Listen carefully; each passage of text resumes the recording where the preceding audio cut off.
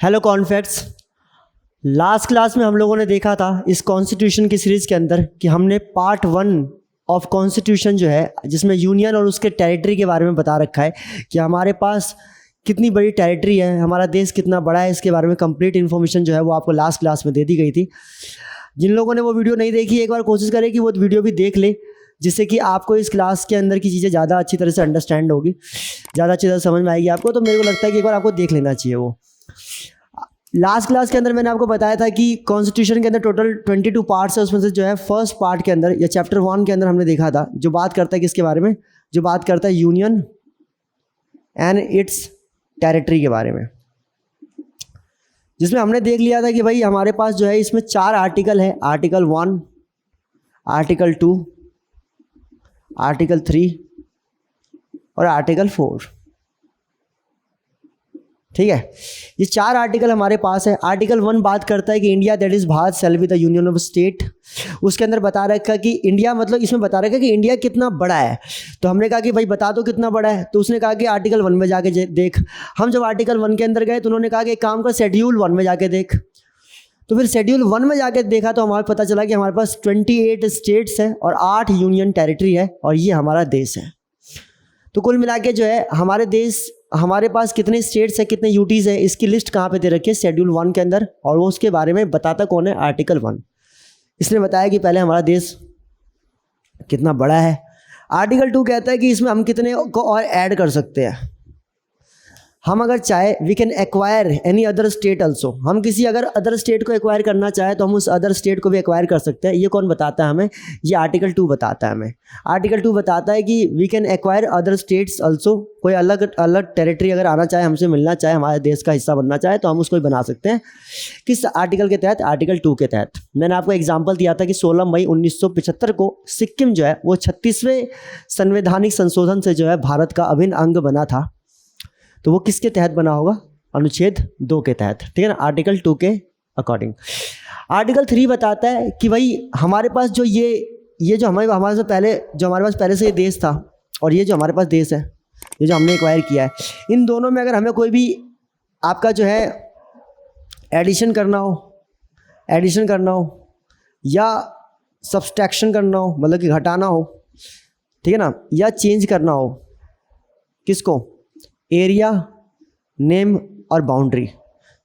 अगर हमें इसके अंदर किसी भी स्टेट या यूटी का एरिया, नेम और बाउंड्री जो है चेंज करना हो तो हम इसको कर सकते हैं किसके तहत, शेड्यूल 3 के तहत। मैंने इसके एक भी एग्जांपल दिए थे कि कैसे मध्य प्रदेश का जो हिस्सा था उसको छोटा करके जो है छत्तीसगढ़ निकाला गया 1 तारीख को, 1 नवंबर आपका जो है 2000 शायद मेरे हिसाब से जो है डेट है, उसके बाद मतलब ईयर है। उसके बाद देखेंगे कि आपका 9 नवंबर 2000 के अंदर जो है आपका उत्तराखंड को उत्तर प्रदेश से अलग कर दिया गया, और आपका 15 नवंबर को जो है आपका 2000 के अंदर झारखंड को जो है वो अलग कर दिया गया। आपका कहाँ से, झारखंड को अलग कर दिया गया बिहार से।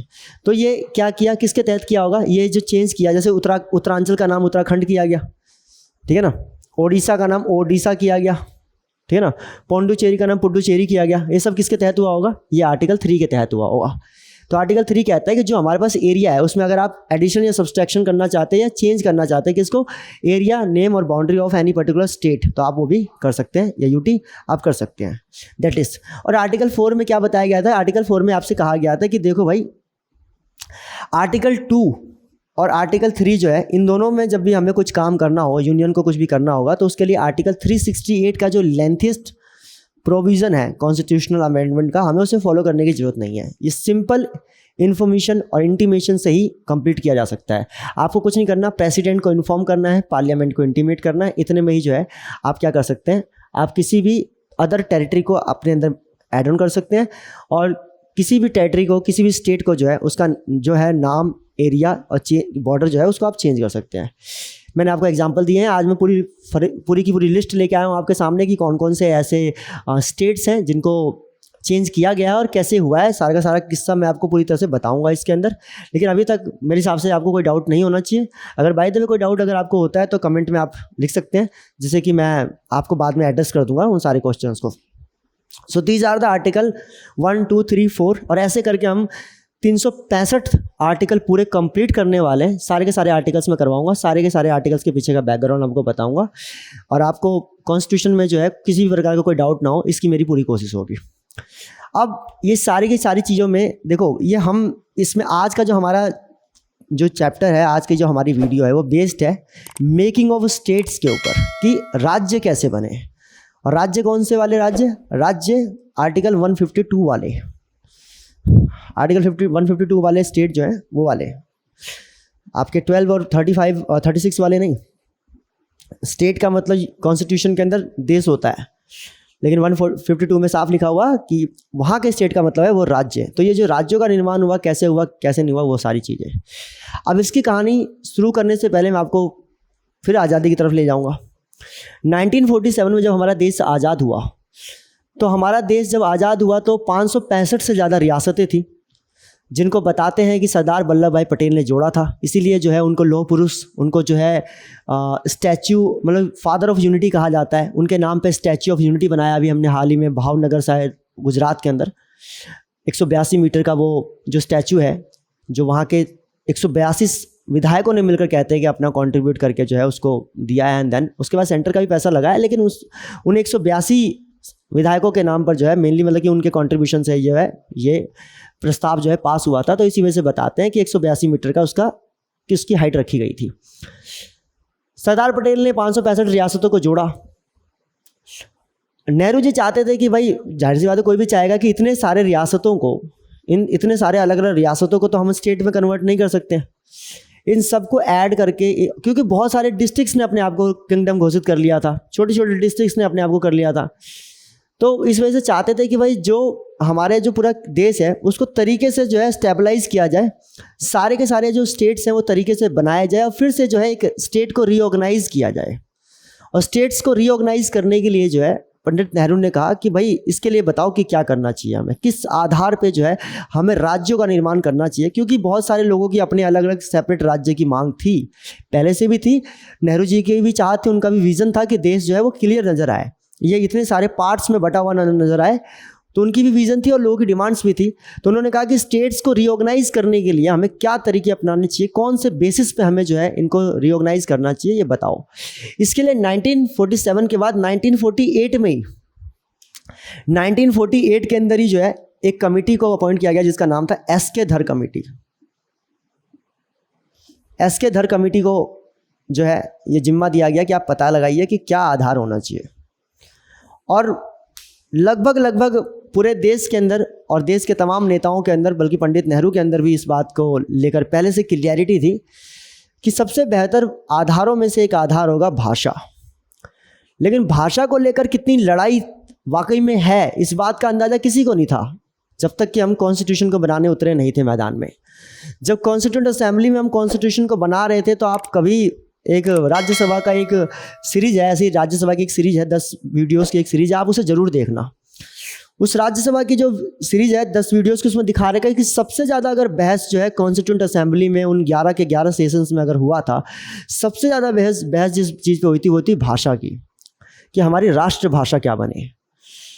और राष्ट्रभाषा के लिए आप देखेंगे कि इतनी बहस है। नॉर्थ इंडिया वाले कह रहे हैं कि हिंदी से बेहतर क्या, साउथ इंडिया कह रहे हैं कि अच्छा हम तमिल वालों ने क्या कर दिया भैया सा। आप देखेंगे इतनी लड़ाई। बंगाल वाले कह रहे हैं कि बंगाली बहुत लोग बोलते हैं, बड़ी मीठी भाषा है, तो उसको बना दो। और आपका जो है एक तरफ जो है मतलब हर स्टेट के लोग जो हैं अपनी भाषा को प्रायोरिटी दे रहे हैं, और जो कि देते ही हैं, अक्सर देते ही हैं, क्योंकि भाषा सिर्फ इंसान की प्रकृति, बल्कि मैं कहता हूँ भाषा इंसान की प्रकृति और प्रवृत्ति दोनों बताता है। अब भाषा सुनकर बता देते हैं कि कौन सा इंसान कहाँ से बिलोंग करता है। ऊँची आवाज़ होती तो आप समझ जाते कि अरे हरियाणा से, अरे सुन रहा है मेरी बात, मार मार के कुतिया गिरला दूँगा। तो ये सब लैंग्वेज सुन के आप समझ लग जाते हैं कि अरे अच्छा जो कुछ है केम छो बोलती है तो आपको लग जाता है कि हाँ गुजराती है, ठीक है ना। कहा भैया कैसन, तो आपको समझ आता है कि कोई यूपी का है या बिहार के साइड का है, ठीक है ना। मतलब there are lot of languages you can see. अब मैं क्या ही बोलूँ। तो लैंग्वेजेस में क्या है कि लैंग्वेजेस जो है इंसान के प्रकृति और प्रवृत्ति दोनों को बताता है कि ये कैसे लोग हैं, कैसे रहते हैं, क्या है, जो कुछ वो सब आइडिया लग जाता है। तो हर कोई चाह रहा था कि भाई मेरी लैंग्वेज सबसे सुप्रीम हो देश के अंदर। तो सबसे ज़्यादा जो अगर बहस हुई, वो सबसे ज़्यादा बहस ही किस चीज़ को लेकर हुई कि भाई नेशनल लैंग्वेज हमारे देश का क्या होगा। और इतनी खतरनाक बहस हुई हमारे कॉन्स्टिट्यूंट असेंबली के अंदर कि कॉन्स्टिट्यूंट असेंबली 22 जनवरी 1947 से उसका सही मायने में काम प्रारंभ हुआ था। 2 साल 11 महीने 18 दिन लगे और कॉन्स्टिट्यूशन बन के तैयार हो गया। उसके बाद लगभग 72 साल हो चुके हैं हमारे देश के संविधान को लागू हुए, और इस 72 साल तक आज तक ये डिसाइड नहीं हो पाया कि हमारी नेशनल लैंग्वेज जो है वो क्या होगी स्टिल। और आप हमारे देश के अंदर प्रॉब्लम क्या है ना कि हम लोग अक्सर जो है डाइवर्सिटी को जो है डिस्क्रिमिनेशन से कंफ्यूज कर देते हैं। हम अक्सर जो है यूनिटी को जो है यूनिफॉर्मिटी से कंफ्यूज कर देते हैं। जब हम बात करते हैं यूनिटी को तो अपोजिशन ये कहकर हमें हमारे मंसूबों को तोड़ता है कि अरे आप यूनिटी नहीं, दरअसल आप यूनिफॉर्मिटी चाहते हैं, आप एक ही रंग के लोग चाहते हैं, आप एक ही मजहब और धर्म के लोग चाहते हैं, बट ऐसा नहीं होता। तो ये हमारे देश से बड़ी प्रॉब्लम वाली बात है, यूनिटी को यूनिफॉर्मिटी से कंफ्यूज करना, ठीक है, और डाइवर्सिटी को डिस्क्रिमिनेशन से।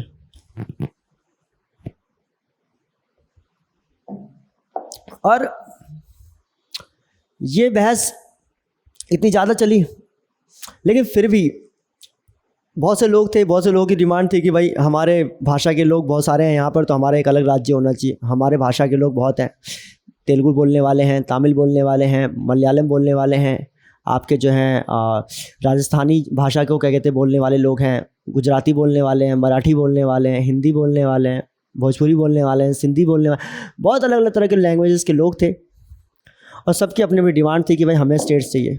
तो इसी बात के लिए एसके धर कमेटी को अपॉइंट किया गया था कि धर साहब पता लगाइए कि संभव है भाषा के आधार पर जो राज्य की मांग उठ रही है हमारे देश में, संभव है।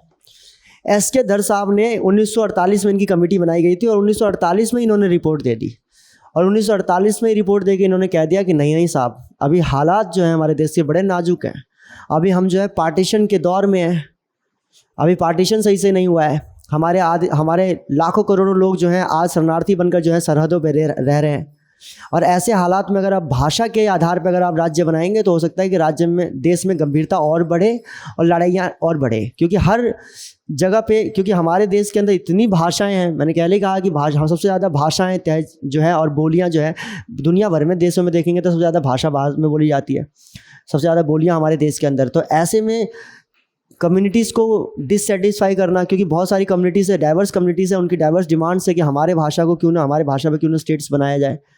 इस चक्कर में जो है ये अभी सही वक्त नहीं है साहब कि हम भाषा के आधार पर राज्यों का निर्माण करें, वरना हमारा देश जो आप देख रहे हैं कि हिंदुस्तान और पाकिस्तान में बटा है, वो हिंदुस्तान पाकिस्तान की जगह जाने कितनी भाषाओं के आधार पर और मल्टीपल पार्ट्स में डिवाइड हो जाएगा। तो इसी वजह से एसके धर की रिकमेंडेशन ये थी कि नहीं सर, अभी भाषा के आधार पर देश को बनाना जो है असंभव कार्य है, देश अभी विसंगति से है, असंगति के साथ जो है जूझ रहा है। और ऐसे में अगर आप चाहेंगे कि भाषा के आधार पर राज्य लेके आना और किसी भी अगर एक वर्ग को अगर आप संतुष्ट नहीं कर पाए तो I am telling you this is going to be a blunder. और 1948 के बाद जो है फिर पंडित जवाहरलाल नेहरू सर पकड़ के बैठ गए कि यार जो मेरा विज़न है देश को साफ़ सुथरा देखना, इतनी सारी जो रियासतें हैं इसमें ना देखना, इतने अलग अलग डिस्ट्रिक्ट्स ने अपने आप को जो है किंगडम डिक्लेयर कर दिया, ये सब ना देखना, ठीक है ना, इन सब चीज़ों को हटाकर और एक तरीके से देखना कि हाँ ये मेरा देश है और ये मेरे राज्य हैं और ये मेरे यूटीज़ हैं, ये क्लियर तरीके से देखा जाए। That was a matter behind.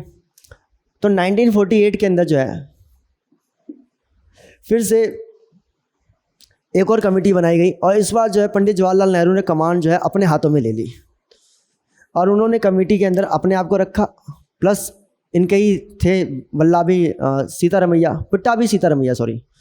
पिट्टाभी Sitaramayya JVP, पिट्टाभी Sitaramayya और जेवी है आपके वल्लभ भाई पटेल, और पिट्टाभी सीतारमैया जेवीपी कमेटी। और इस कमेटी ने कहा कि हम देखते हैं कि भाई क्या सीन है, कैसे होगा देश में राज्यों का निर्माण। जब इस कमेटी ने, मतलब जेवीपी कमेटी बैठी, इस कमेटी ने भी बहुत जगह पे जो है आपका ग्राउंड रिपोर्ट से जो है जो रिपोर्ट्स उठाई, जो ग्राउंड से जो रिपोर्ट्स उठाई उनके आधार पे और अदर एजेंसीज के जो है इंफॉर्मेशंस के आधार पे जो है उनके जो लीड्स हैं उसके आधार पे ये पता चला कि नहीं बिल्कुल सही कह रहे थे एसके धर साहब, भाषा के आधार पे कमेटी बनाना अभी संभव नहीं है, रहने देते हैं, हम इस चीज़ को छोड़ देते हैं, अभी दिक्कत वाली बात हो जाएगी। हमने कहा कि हमारी पहली जो प्रायोरिटी है अभी फ़िलहाल वो यही रहेगी कि हम कॉन्स्टिट्यूशन को बनाने में फोकस करें, और भाषा को लेकर हमने वहाँ भी क्लियर कर दिया कि अभी जो है हमारी जितनी भी जो लैंग्वेजेस जो बोली जाती है उसमें मोस्ट ऑफ द लैंग्वेजेस को हमने 14 लैंग्वेजेस को क्या किया था, ऑफिशियल लैंग्वेज का दर्जा दिया था। और 343 से लेकर आपका आई विल से 351 तक हमने आर्टिकल बनाए भाषा के लिए स्पेशली। उसमें हमने 14 जो है लैंग्वेजेस को हमने जो है ऑफिशियल लैंग्वेज के तौर पर रखा। शेड्यूल 8 के अंदर अगर आप जाएंगे तो 14 लैंग्वेजेस की आपकी लिस्ट मिलेगी, कौन कौन सी 14 लैंग्वेजेस थी। हालांकि अब जो वो लिस्ट है वो 22 तक पहुंच चुकी है। 8 भाषाओं को और जोड़ दिया गया ऑफिशियल लैंग्वेज के तौर पर, और प्लस इंग्लिश को भी रखा गया। और इंग्लिश को कहा गया कि 15 साल, आने वाले 15 साल तक जो है हम इसको रखेंगे। उसके बाद 15 साल के बाद वी विल डिसाइड कि हमें कैसे चलना है आगे। ठीक है, 15 साल तक जो है जितने भी कोर्ट, पार्लियामेंट और बाकी जितनी भी जो अथॉरिटीज़ हैं उसकी प्रोसीडिंग्स जो है, जितनी प्रोसीडिंग चलेगी वो सारी की सारी अंग्रेजी भाषा के अंदर चलेगी। ये सारी बातें डिसाइड कर दी गई, राइट। अब यहाँ पे क्या है कि इन्होंने कह दिया कि जब तक देश में इलेक्शन नहीं हो जाता तब तक हम इन सब चीज़ों के मुद्दे पे बात नहीं करेंगे। इट्स बेटर कि भाई रहने दो। और यहाँ से जो है मुद्दा सिमट गया। हमारे देश के अंदर पहले जो रहते थे, पहले हमारे देश में जो हमारे देश की जो हालत थी वो कैसी थी? हमारे देश की हालत कुछ इस प्रकार थी कि हमारे पास जो है आपका आई विल से हमने स्टेट्स, हमने जब अपनी कंट्री को डिवाइड किया गया था, हमने उसको 4 पार्ट्स में डिवाइड किया गया था, जिसमें आप देखेंगे A B C D ऐसे करके हमने जो है इंडिया को डिवाइड किया हुआ था। A, ये B, ये C और ये D। हमने A में रखा था उन सारे स्टेट्स को जो ब्रिटेन ने हमें दिए थे, 11 स्टेट्स जो ब्रिटेन ने हमें दिए थे, उन सारे स्टेट्स को हमने इसमें रखा। ठीक है, ध्यान रखेंगे। जिन को हम कह सकते हैं ब्रिटिश प्रोविंसेस। ब्रिटिश प्रोविंसेस जो है वो आपको मतलब वो हमारे पास थे, जिसको हम कहते हैं 11 के करीब थे हमारे पास। ये लिस्ट ए में था, ठीक है। और आपका ये सब चीज़ें कहाँ पे थी? ये शेड्यूल 1 के अंदर थी। तो शेड्यूल 1 के अंदर मैंने अभी बताया था ना आपको, शेड्यूल आर्टिकल 1 में जाके देखेंगे तो आप बताते हैं कि शेड्यूल 1 में जाके पता करो। तो पहले हमारा डिवीज़न इस तरह था। पार्ट ए में स्टेट्स, ब्रिटिश प्रोविंसेस जो टोटल 11 थे। दूसरे वाले में हम कह सकते हैं कि आपका आई विल से प्रिंसली स्टेट्स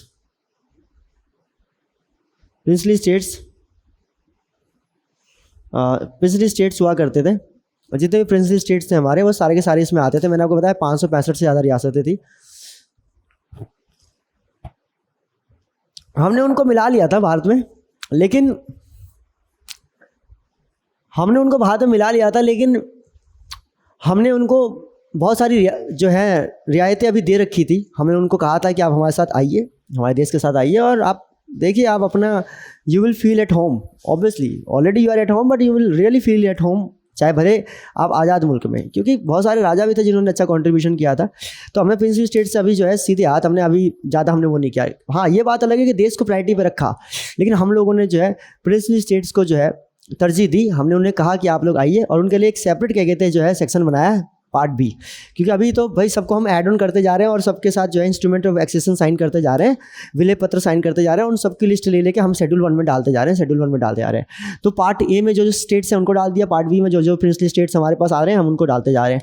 और पार्ट सी के अंदर जो है आपका क्या है, इसके अंदर हमारे जो है सारे के सारे आई विल से जो कमिश्नरेट स्टेट्स जितने भी थे ना, वो सारे के सारे जो है कमिश्नरेट स्टेट जो है आपके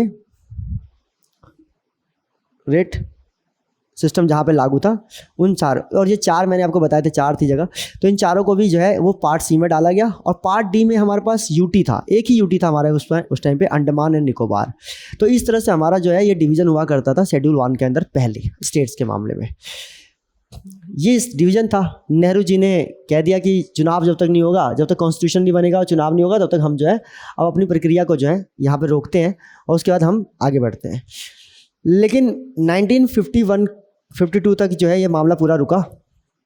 1951 में क्या हुआ? 1951 के टाइम पे I will say there was a person, Andhra Pradesh, Telugu भाषा के आधार पे जो है एक अलग राज्य आंध्र प्रदेश की डिमांड होने लग गई। पहले क्या था कि मैं आपको बताऊं, पहले नीचे जो होता था, अगर हम देखेंगे आई विल से साउथ इंडिया, अगर हम देखेंगे साउथ इंडिया के अंदर, तो साउथ इंडिया का जो सेक्शन हुआ करता था पूरा का पूरा मद्रास में आता था। आपने सुना होगा मद्रास प्रेसिडेंसी के नाम के बारे में, ठीक है ना, जिसको द्रविड़ भी कहते थे। जिसमें इधर वाला सेक्शन जो था इसको कहते थे आंध्र प्रदेश। इसने मतलब डिमांड करनी स्टार्ट कर दी, थोड़ा सा और ऊपर है, बाकी तमिलनाडु भी है, इसको मत खाओ यार। ये हो गया आंध्र प्रदेश। आज आंध्र प्रदेश है, उस टाइम नहीं था। तो ये इतने सेक्शन में जो है तेलुगु लोगों की जो है काफ़ी ज़्यादा डोमिनेंस था, मेजॉरिटी में तेलुगु लोग थे। और इन तेलुगु लोगों ने कहा कि तेलुगु भाषा के आधार पे जो है हमें एक अलग राज्य जो है हमें चाहिए। और इसके लिए यहाँ के एक लोकल लीडर जिनका नाम था पेट्टू श्री रामल्लू, पेट्टू श्री रामल्लू जो है, पेट्टू श्री रामल्लू जो है, श्री रामल्लू जो है, ये जो है ये 1951 के अंदर क्या होता है, अनशन में बैठ जाते हैं और ये कहते हैं कि मैं जो है आमरण अनशन में बैठा रहूँगा जब तक कि सरकार मेरी बात नहीं मान लेती। पंडित नेहरू ने कहा कि देखो, हम पहले ही क्लियर कर चुके हैं कि अभी हमारे देश की जो प्रायोरिटीज़ हैं वो बहुत डिफरेंट है। हम खुद चाहते हैं कि जल्दी से जल्दी भाषा के आधार पे या जो भी हमारे पास आधार होगा उन सारे आधारों के माध्यम से जो है हम अपने देश के अंदर प्रॉपर स्टेट्स की का डिवीज़न करें, प्लस स्टेट्स बनाकर हम तरीके से उसे मैनेजमेंट करें, क्योंकि हमें भी एडमिनिस्ट्रेशन करना है देश का। तो पंडित नेहरू ने ये बात कही, लेकिन ये माने नहीं। इन्होंने कहा कि चाहे कुछ हो जाए मैं हटूंगा नहीं, और इन्होंने बिल्कुल डिक्लेयर कर दिया कि मैं आमरण अनशन से जो है मैं एक कदम पीछे नहीं हटूंगा। अब नेहरू जी को मानना है तो माने, नहीं तो देख ले। अब नेहरू जी भी जिद पे आ गए कि उन्होंने कहा कि भाई चाहे कुछ हो जाए, हम डिसाइडेड हैं, हम नहीं चाहते अभी देश हमारा जो है अभी पार्टीशन से गुजरा है, अभी हम नहीं चाहते कि इसके और टुकड़े हो और हमारा देश जो है वो पार्ट्स में डिवाइड हो जाए। तो वी आर वेरी क्लियर। लेकिन यहाँ पे जो है पेट्टू श्री रामल्लू जो है ये भी बिल्कुल जिद पे है कि नहीं, चाहे कुछ हो जाए मैं बिल्कुल हटूंगा नहीं। और पंडित नेहरू जी भाई पहली बात तो ये आंध्र प्रदेश में आमरण अनशन पे थे, मतलब उस वक्त के आप कह सकते हैं मद्रास में, और दिल्ली में बैठे हुए हमारे पंडित जवाहरलाल नेहरू। तो जितनी आवाज आज पहुंच जाती है अलग अलग स्टेट्स के, दूर दूर तक के स्टेट, दुनिया के किसी कोने में कुछ हो रहा होता है तो हमारे पास पहुंच जाता है। पहले इतना कुछ नहीं था, तो पंडित नेहरू जी ने उतना भी फोकस नहीं दिया और उन्होंने भी कहा कि भाई देखो हम पहले क्लियर कर चुके हैं, तो आप बेटर रहेगा कि आप इस बात को समझें, ठीक है। और उन्होंने एक दो बार मीडिया को बोला, उसके बाद छोड़ दिया। ये इंसान इतना जिद्दी इंसान था, ये 56 दिनों तक लगातार जो है अनशन पे बैठा रह गया। 56 days he spent on अनशन। 56 डेज तक लगातार बैठा रह गया। 56 दिन तक बैठे जो है ये बैठे ही मर गया। 56 दिन तक लगातार ये अनशन पे रहा और 56 दिन के बाद इसका देहांत ही हो गया। उसके बाद पूरे के पूरे आंध्र प्रदेश, मतलब पूरे के पूरे उस तेलुगु एरिया के अंदर और प्लस उस मद्रास वाले एरिया के अंदर राइट्स का माहौल बन गया। पूरे देश के अंदर नेहरू के बारे में जो आलोचनाएं शुरू हो गई कि नेहरू तो हिटलर से भी ज्यादा बड़ा तानाशाह है। हिटलर भी ऐसा नहीं था, इतना निर्दयी नहीं था हिटलर भी, जितना कि नेहरू निर्दयी निकला कि 56 दिन तक वो मरता रह गया लेकिन पलट के देखा तक नहीं। और पूरे देश में क्रिटिसिज्म का एक माहौल बन गया, और इस क्रिटिसिज्म के माहौल के बीच में जो है हमें देश में पहला इलेक्शन करवाना था।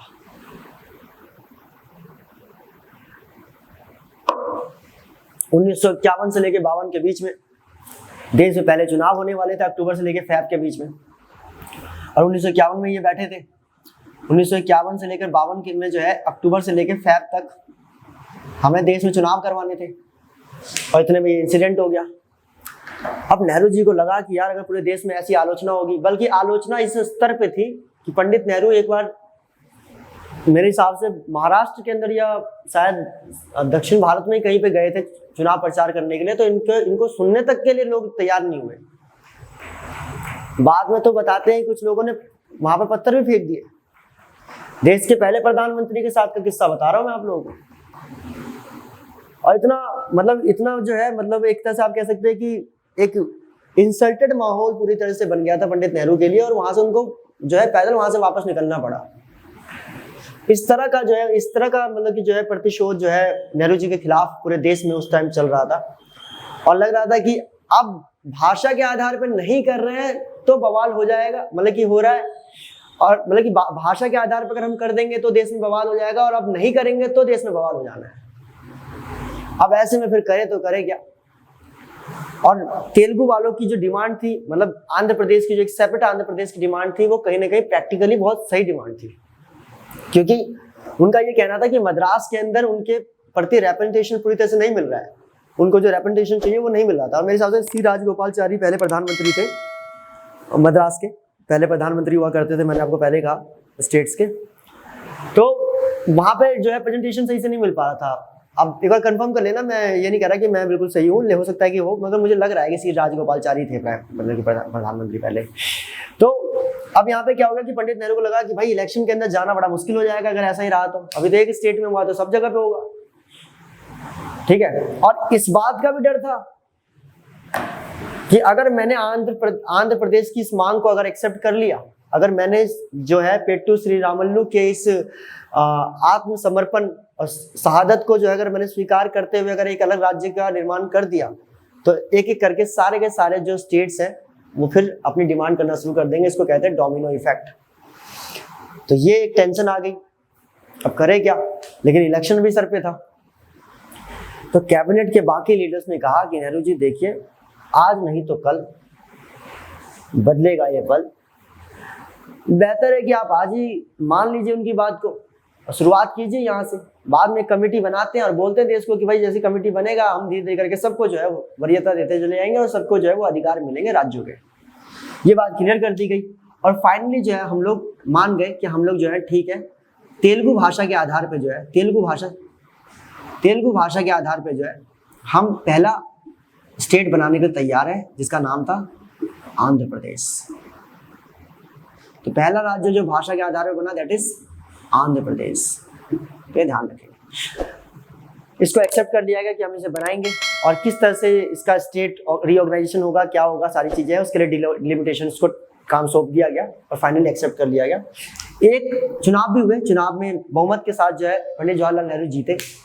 पंडित जवाहरलाल नेहरू देश के बहुत ही गद्दावर नेता थे, उनका कद बहुत बड़ा था उस वक्त, बल्कि वो राष्ट्रीय नहीं बल्कि अंतर्राष्ट्रीय स्तर के नेता थे। उनको काटना आसान नहीं था, ठीक है, उनको काटना जो है आसान नहीं था।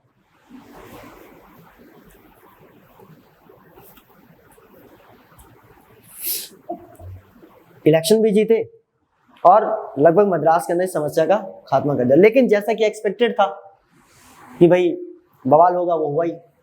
आंध्र प्रदेश को 1 अक्टूबर 1953 को जो है एक सेपरेट स्टेट के नाम पे जो है बना दिया गया, ठीक है। 1 अक्टूबर 1953 को फर्स्ट जो है स्टेट बना भाषा के आधार पे। और उसके बाद जो है इन्होंने कहा कि अब जो है रुका नहीं जा सकता। अब इन्होंने कहा कि 1953 में इन्होंने कहा कि हमें अब कमेटी बनानी पड़ेगी भाषा के आधार पे, जो कि भाषा के आधार पर देश में कैसे बनेगा, क्या बनेगा, मतलब राज्य कैसे बनेगा, इसके बारे में पूरा रोड मैप हमें प्रिपेयर करके थे।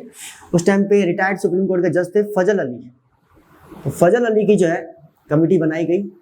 फजल अली जो है 3 लोग थे इस कमेटी के अंदर, इसके हेड तो जो थे वो फजल अली थे, तो इसलिए फजल अली कमेटी कहते हैं इसे। और 1953 में ये कमेटी बनी और इन्होंने अपनी रिपोर्ट जो है वो 1956 में जाके सौंपी और इन्होंने कहा कि हम भाषा के आधार पर राज्य बना सकते हैं, किंतु बस इतना ध्यान रहे कि एक भाषा के अंदर सिर्फ एक भाषा के ही लोग रहेंगे, ये कानून ना हो। किसी भी भाषा के लोग किसी भी राज्य के अंदर जा सकते हैं। आज दिल्ली के अंदर अलग अलग भाषा के लोग रह सकते हैं। क्यों? क्योंकि हमारे अंदर पहले ही ये बात क्लियर हो गई थी कि हम एक स्टेट के अंदर एक ही भाषा के आधार पर बना रहे हैं, लेकिन एक ही भाषा के लोग रहेंगे ऐसा नहीं। आप उत्तर प्रदेश में आप देखेंगे, उत्तर प्रदेश में राजस्थानी भी जाके रह सकता है, गुजराती भी रह सकता है, मराठी भी रह सकता है, तेलुगु, तमिल, क्या कहते हैं, मलयालम, कन्नड़ सब रह सकते हैं वहाँ पे, भोजपुरी, मैथिली सब रह सकते हैं। ऐसे बिहार में आप जिन स्टेट्स में जाना चाहे, आप महाराष्ट्र में जाके मुंबई में अलग अलग देखेंगे आप, बॉलीवुड के अंदर कितने सारे लोग जो है बिहार से भी हैं। पंकज त्रिपाठी हो गए आपके, मनोज वाजपेयी हो गए आपके, ठीक है, और भी बहुत सारे लोग हैं। आप उत्तर प्रदेश से देख सकते हैं, नवाजुद्दीन सिद्दीकी वहां से आते हैं। मुंबई से भी कितने लोग हैं, दिल्ली से भी कितने लोग वहां पे गए हैं। तो you will find south India के तो खैर अब लोग जुड़ ही रहे हैं उसके अंदर। मैं एग्जांपल लूँ तो खैर लिस्ट बन जाएगी उसकी अपने आप में, तो I am not going in that. But हाँ, ये चीजें हैं कि आप देख सकते हैं कि अब हर स्टेट के अंदर जो है लोग भाषा के आधार पर बने, लेकिन हर भाषा के लोग हर स्टेट के अंदर पाए जाते हैं। ये पहले से क्लियर कर दिया गया था। और इसके आधार पर फिर आगे क्या हुआ